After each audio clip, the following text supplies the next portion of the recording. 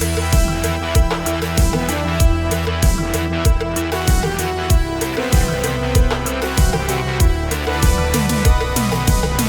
everyone, I'm Phil from Tech for Techs. Today we're going to be looking at this beast from AMD. It is a 24 core CPU with 48 threads. It is the new Threadripper 3960X. It also has a big brother as well, which is the 3970X, which has 32 cores and 64 threads. And speculation says that next year, which is 2020, there'll even be a 64 core version out. This is a Threadripper 3, so it does need an STRX4 compatible motherboard. If you've got a first generation or second generation motherboard, what you've had a Threadripper on, it will not be compatible with this. You need a brand new motherboard. The base clock on this is 3.8 GHz and has a boost clock of 4.5 GHz. It is unlocked, so you can obviously overclock it if you wish, but bear in mind it is 24 cores, so it's probably going to get quite hot if you do overclock it, but we're going to have a look at that in a few minutes, see what we can actually push it to. The TDP on this wattage is 280 watts. And also the max temperature quoted by AMD is 68 degrees Celsius.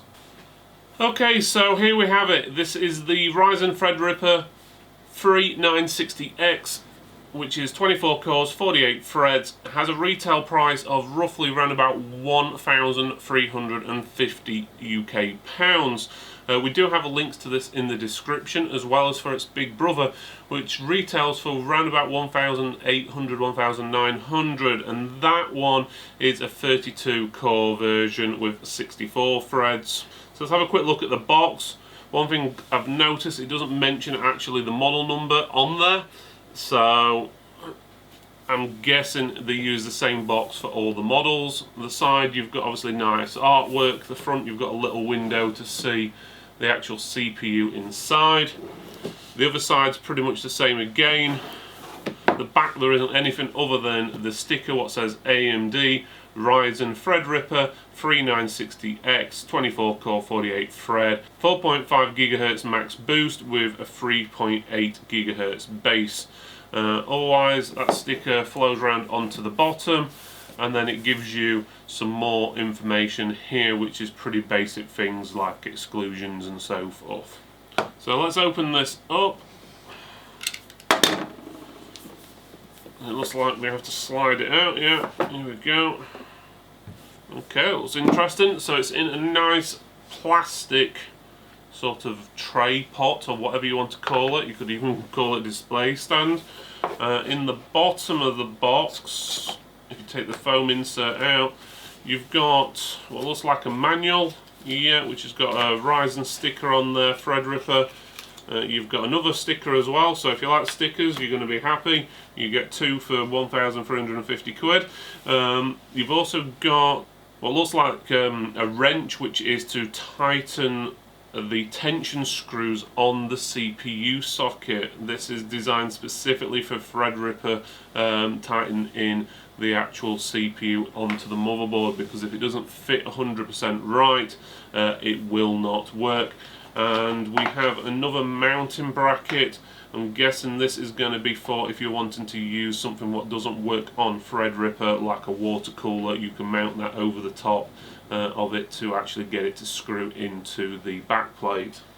The box itself, let's have a look if there's an easy way of opening this. I guess I'm going to break the seal here. Is there an easy? It looks like there's some clips on the bottom. From past experience, I find that usually putting a bit of pressure on the base at the bottom and pulling there usually allows it to come out. Looks like the safety clip's a bit loose though. That should be there to stop the CPU popping out. It's a bit of a surprise. But that safety clip basically comes out. You basically pull it upwards and then pull, and it comes out. And then you pull on the orange bit here, which is part of the CPU, which you will need. So that's pulling out. which when you pull it out, there is also this bit of felt behind it to protect the back of the CPU, and you can see it there. One thing with the Threadripper CPUs, which you don't get on a lot of AMD processors, is the pins. There is no pins on there, they're more like pads. The pins are actually sort of on the motherboard itself, so just watch it how you put this in. You bend the pins on the motherboard, you've pretty much killed your motherboard. And to be honest, looking at the back, it looks more like you would see some Intel processors with the pads, and again the pins on there or on the motherboard. This orange bit is part of the CPU, so you need that to actually put it into the mounting bracket on the actual motherboard. So otherwise it's pretty straightforward. It is big and heavy in comparison to most CPUs you'll come across. I'd say roughly, I don't know, it's 3 to 4 times bigger than your average CPU, so it is quite big, but again it is quite powerful. There's a lot of cores on there, and hopefully the extra size of it will help displace the heat a little bit better than if it was all small and confined. Okay, full specifications of the test machine are in the description, but in basics we're using an MSI TRX40 Pro Wi-Fi motherboard with a Cooler Master Liquid 360 water cooler, which is designed for Threadrippers.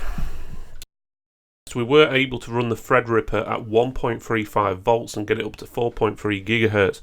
But this is the only test we were able to run it on due to the heat getting really hot. After about 30-40 seconds it would go up to around about 95 degrees and then would cut out. If you could come up with some form of better cooling, then I have no doubt that you could hit easily 4.4 gigahertz, even possibly higher. As you can see on here, the CineBench tests, you can see the Threadripper on the single core does fall behind the Intel 9900K, but on the multi-core completely wipes the floor with it. In this next test we ran Handbrake. Basically what we did was got a 10-minute piece of footage what was recorded in 4K at 60 frames per second, and then we downgraded it or converted it into 1080p running at 30 frames per second. And as you can see here, the Threadrippers did perform a lot better than the i9, but only marginally. And really, if you look at the price difference, a £500 CPU versus a £1,300 CPU, it's a lot to pay for that little bit increase. Test 9.0, you can see here the Threadripper basically doubled the score and got a nice increase as well when you did overclock it to the 4.15 gigahertz. When overclocking it, we ran it at 1.235 volts and we managed to keep the temperatures down to roughly around about the 60 degree mark when it was under full load, so it was pretty good. In this test we ran V-Ray and we pretty much got similar results yet again. The Threadripper getting basically just over double the score of the i9, and when overclocking it, it did increase the performance slightly. Again, this is running at 4.15 gigahertz instead of the stock of 3.8 gigahertz, but it did perform very well. And as you can see, if you're doing work what involves doing stuff like this, you are going to see a huge benefit. The GPU tests in V-Ray just to see how they would perform, and as you can see, the i9 and the Threadripper roughly came out at a similar sort of score. When overclocking it did boost it slightly, but again it's only marginal, and if you'd actually see the difference in real life is probably unlikely. The next few tests we do are actually gaming related. While I know that a lot of you aren't going to go out and spend over £1,000 on a CPU to play games, but there's a lot of people out there who are actually creators and use their creator's computer to actually game on as well. And in previous versions, a Threadripper has actually struggled with gaming, but we've actually found now in most instances it's pretty much caught up with the Intel. Maybe it's slightly behind, and in some instances it's actually slightly better than the Intel i9 9900K. As you can see from the 3D Mark scores, there's very little between the scores, and it makes very little impact. Now in the next test, we test Civilization 6 on basically a turn time. So it basically calculates how fast it takes to do a turn when it's late on in the game. And as you can see here, the i9 is roughly around about 4 seconds faster than the Threadripper. But when you actually get round to overclocking the Threadripper, it gives you roughly the same score as the i9. So if you're overclocking, you probably wouldn't notice much of a difference, if any difference at all, in turn speed.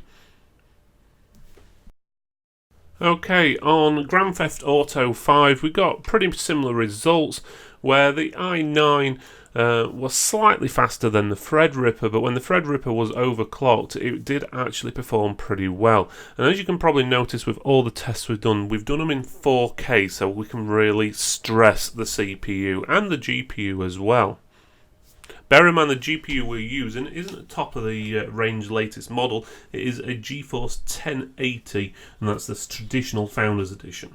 This test, we test Total War Warhammer 2, where this test is one of the tests where we found the Threadripper actually wipes the floor with the Intel, and it must be designed where the more cores the better, rather than the actual speed of the cores. We were getting 38 frames per second on the Threadripper compared to 30 on the Intel i9, and when it overclocked it even went up to 43 frames per second, which is pretty impressive. In the next test we tested Far Cry 5, and we found that the Intel did come out slightly better, but we're talking about 1 frames per second, and we found that overclocking the Threadripper made absolutely no difference. All tests were run 3 times on a fresh reboot just to make sure, and to be honest, it made pretty much no difference in Far Cry. In the next test, we checked to see what the power consumption was, and when I say the power consumption, I mean of the whole machine, so that's including motherboard, graphics card, memory, everything in there all together. And we found that when overclocked, when the CPU was under full load, there was about a 70 watts difference, but when idle or doing gaming, it was a lot less, as low as 1 or 2 watts difference, and when gaming, it was around about 20 watts difference.